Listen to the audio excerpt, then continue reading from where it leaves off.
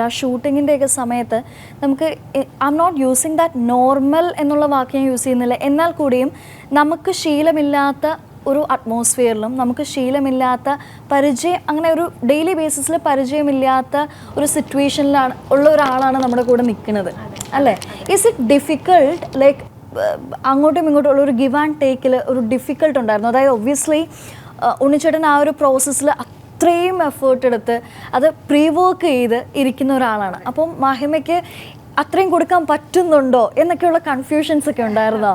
Shoot start ചെയ്തിട്ട് 13 to 14 days കഴിഞ്ഞിട്ടാണ് ഞാൻ ജോയിൻ ചെയ്യുന്നത്. അപ്പോഴത്തേക്കും ഇവരൊക്കെ എല്ലാവരും ഒന്ന് സെറ്റായി ഇരിക്കുവാണ്. അപ്പം പിന്നെയാണ് ഞാൻ ജോയിൻ ചെയ്യുന്നത്. അപ്പം ആദ്യത്തെ സീന് തന്നെ എന്ന് പറഞ്ഞാൽ കുറച്ച് ലെങ്തിയായ കുറച്ച് വലിയ ഒരുപാട് ഡയലോഗ്സ് ഒക്കെ ഉള്ള സീനായിരുന്നു. അപ്പം യൂഷ്വലി നമ്മളിപ്പം സംസാരിക്കുമ്പോൾ നമ്മൾ ഐ ലെവലിൽ നോക്കിയിട്ടാണ് നമ്മൾ സംസാരിക്കുന്നത്, എക്സ്പ്രസ് ചെയ്യുന്നതും ഒക്കെ അങ്ങനെയാണ്. അപ്പം ആദ്യം ഇത് ചെയ്യുമ്പോൾ ഞാൻ കാരവാനിലിരുന്ന് ഞാനൊന്ന് പ്രാക്ടീസ് ചെയ്ത് നോക്കി. കാരണം നമ്മൾ ഡയലോഗ് പറയുമ്പോൾ ഇങ്ങോട്ട് പോകരുതല്ലോ, കണ്ണറിയാതെ ചിലപ്പോൾ പോവും.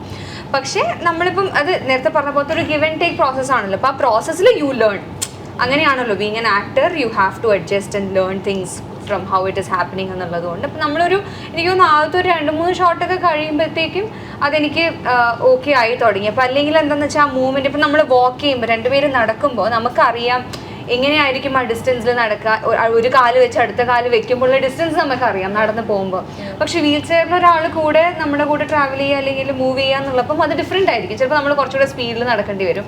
അതൊക്കെ ആദ്യത്തെ ഒരു 2-3 ഷോട്ട് എടുക്കുമ്പം ഉണ്ടായിരുന്ന അതൊന്ന് സിങ്ക് ആവാനുള്ള പ്രശ്നങ്ങളേ ഉള്ളൂ. അല്ലാതെ ഇറ്റ്സ് നോട്ട് വെരി ഡിഫിക്കൾട്ട്, അങ്ങനെ ഭയങ്കര ബുദ്ധിമുട്ടുള്ള സംഭവമൊന്നുമല്ല. ചിലപ്പോൾ ഒരു 2 മിനിറ്റ് 3 മിനിറ്റ് നമ്മുടെ ആളുടെ കൂടെ സ്പെൻഡ് ചെയ്യുമ്പോൾ അത് നമുക്ക് നോർമലൈസ് ആയി പോകുന്നതേ ഉള്ളൂ.